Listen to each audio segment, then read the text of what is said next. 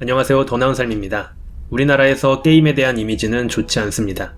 하지만 과거 게임은 돈과 시간이 없으면 할 수 없는 왕과 귀족의 고급스러운 취미생활 중 하나였습니다. 평민들도 먹고 살만해지면 늘 하려고 했던 것이 게임이었습니다.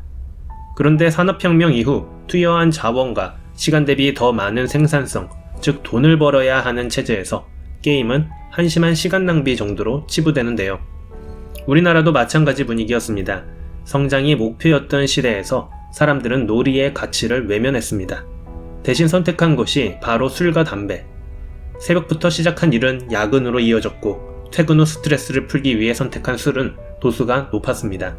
한두 시간 내에 빨리 취하고 쓰러지듯 잠이 들어야 다음날 새벽에 일어나 출근할 수 있기 때문이었죠. 게임을 하면 쉽게 피곤해지고 시간도 훌쩍 지나갑니다. 생산적이어야 하는 일만 생각했을 때 게임은 너무나 비효율적이죠. 사람들은 즉각적인 작용으로 즐거움을 만들어주는 술과 담배를 즐길 수밖에 없었고 게임하는 사람은 그저 게으른 사람, 노력하지 않은 사람으로 바라봅니다. 하지만 책 게임 인류에서는 시대가 바뀌었다고 말합니다. 게임은 다가오는 미래에 굉장히 중요한 산업이고 게임의 세계관과 게임 마인드가 없으면 적응하기 힘들어질 것이라는 이야기인데요. 세상이 점점 발전해 나가고 기술이 진보할수록 우리의 순수 노동량은 줄어들게 됩니다. 그리고 게임을 즐기는 사람들은 갈수록 늘어나고 있고 이 흐름은 거스를 수 없죠. 사람들은 왜 게임을 할 때 즐거워할까요? 대부분의 게임에는 공통적인 구조가 있습니다. 게임에 진입하면 미션이 주어지고 미션을 수행하고 나면 긍정적인 피드백이 따라옵니다. 피드백을 모으다 보면 점수가 오르거나 게임 머니가 쌓이는 등 리워드가 따라옵니다. 레벨이 높아지거나 아이템을 구입해 성장시키다 보면 게임 내에서 순위가 향상됩니다. 더 높은 레벨과 더 좋은 아이템을 획득한 후에 더 많은 피드백과 리워드를 받기 위해 새로운 미션을 찾습니다. 즉, 미션, 피드백, 리워드의 삼각구조는 거의 모든 게임의 기초가 됩니다. 사실 이 구조는 게임이나 현실이나 다를 바 없습니다. 현실에서 공부라는 미션을 수행하면 높은 수능 점수를 받게 되고 좋은 학벌을 갖게 됩니다. 현실에서 운동이라는 미션을 수행하면 근육이 성장하고 좋은 몸매와 건강을 얻을 수 있죠. 하지만 왜 사람들은 게임엔 쉽게 빠지지만 공부와 운동에는 쉽게 빠지지 않을까요? 첫 번째 차이는 피드백의 시간입니다. 게임 속 모든 피드백은 즉각적입니다. 또 모든 피드백은 긍정적이고 부정적 피드백은 거의 없습니다. 하지만 현실에서는 공부나 운동을 며칠 열심히 한다고 해서 결과가 즉각적으로 나타나지 않습니다. 두 번째 차이는 선택의 자유입니다. 게임 세상에서 나는 모든 것을 선택할 수 있습니다. 난이도를 쉽게 할 수도 있고 남들이 안 하는 전략을 구사할 수도 있습니다. 시험 공부를 하거나 직장 생활을 할 때 우리는 선택의 자유가 없습니다. 시험에 나올 것들을 준비해야 하고 조직에서 주어진 미션은 그저 수행해야 합니다.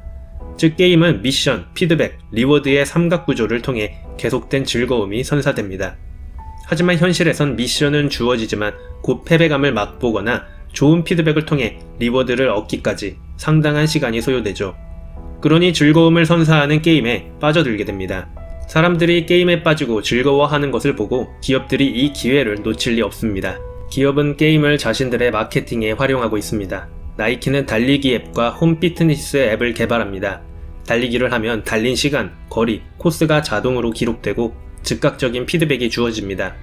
또 세계의 수많은 러너들 중에 내가 몇 등인지 알 수 있고 사람들과 운동 미션을 수행하는 건 게임과 다름없는데요. 나이키는 게임적 요소를 통해 고객들을 사로잡고 이러한 고객 데이터를 수집해 더 좋은 제품을 만들고 더 접근성 높은 광고를 제작하고 있습니다. 자동차 회사 닛산의 경우 자동차 계기판에 나무 모양의 그래픽 게임 리프를 삽입했습니다. 운전자가 연비절약 운전을 하면 나뭇잎이 초록색으로 바뀌고 과속을 하거나 급제동을 걸면 나뭇잎이 갈색으로 변하거나 떨어집니다. 리프는 어떤 보상도 주지 않지만 이런 작은 게임으로 인해 사람들은 자신의 나쁜 운전 습관을 바꿨다고 합니다.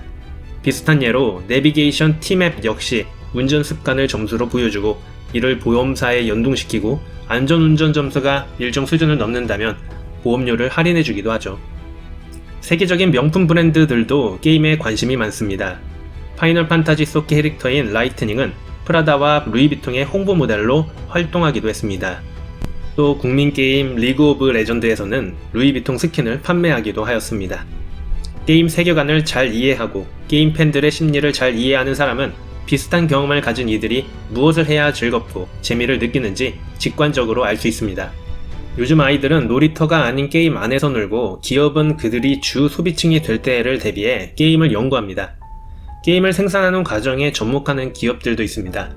BMW와 보잉은 직군 훈련 과정에서 VR과 게임의 원리를 적극 도입하였습니다. VR 고글을 끼면 눈앞에 미션 창이 뜨고 조립해야 할 부품 모양이 그려집니다.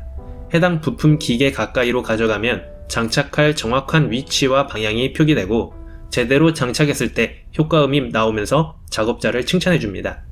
과거에는 숙련된 작업자만이 할 수 있었던 일을 VR 장비가 도입되면서 기초교육을 수료하면 누구나 해낼 수 있게 해줍니다. 독일의 플랜트 기업 지멘스는 화학, 석유 장비를 만드는데 회사의 공정이 너무 복잡하다 보니 엔지니어들을 제외한 대부분의 직원들이 회사의 밸류체인을 제대로 이해하지 못하였는데요. 회사의 업무를 플랜드빌이라는 게임으로 만들고 게임을 통해 회사가 하는 일을 세세하게 경험해 볼 수 있도록 구성했더니 직원들의 이해도가 높아졌습니다. 게임이 새로운 마케팅 수단 또는 생산 보조 수단으로만 유용하기 때문에 관심을 가져야 되는 것은 아닙니다. 게임 컨텐츠 그 자체로 우리에게 풍부한 경험과 지식을 가져다 줍니다.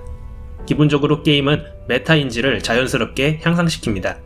메타인지란 자신이 아는 것과 모르는 것을 자각하고 스스로 문제점을 찾아내고 해결해내는 능력을 말하며, 메타인지가 뛰어난 사람들은 자신의 능력을 객관적으로 볼 수 있어서 학습 능력이 뛰어나죠. 게임은 다양한 능력치가 주어지고 미션을 해결하기 위해서는 일정 수준 이상의 능력치가 요구됩니다. 게임을 하다보면 내 능력치를 객관적으로 바라볼 수 있게 해줍니다. 내 상황이 현재 유리한지 불리한지 스스로에 대한 객관적인 판단이 가능하죠. 또 게임은 저마다의 콘텐츠들을 통해 평소에 경험하기 힘든 것들을 체험할 수 있게 해주는데요. 게임을 통해 사회를 미리 체험해 볼 수도 있습니다. 경영 시뮬레이션 게임들은 세상에 돌아가는 원리를 직관적으로 깨우치게 합니다. 놀이동산을 만드는 롤러코스터 타이쿤은 게임 안에서 놀이기구를 짓고 장사를 하면서 손님들을 유치하여 돈을 버는 게임입니다. 부동산 개념이나 마케팅, 투자와 재투자 등 여러가지 경영의 원리를 이해할 수 있습니다. 경영 시뮬레이션 게임은 다양합니다.